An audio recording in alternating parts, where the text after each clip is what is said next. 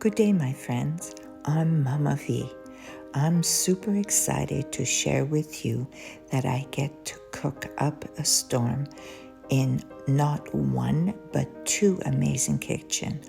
One in Ottawa, Canada, and the other in Reggio Calabria, Italy. So come join me in one of my kitchens and see what delicious dishes I'll be whipping up for you to try.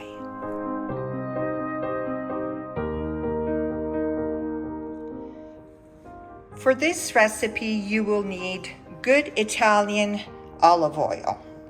You'll need some butter, salt and pepper to taste.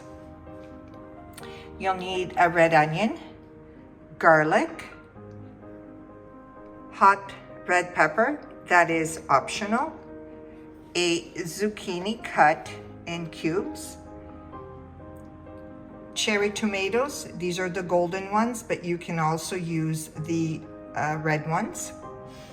You'll also need some smoked salmon, capers, Philadelphia cream cheese flavored salmon. You'll also need some heavy cream. You'll need a lemon, the juice of one lemon. You'll need the peel of one lemon. You need some parsley. And for last, the choice of your pasta, which I am going to use penne.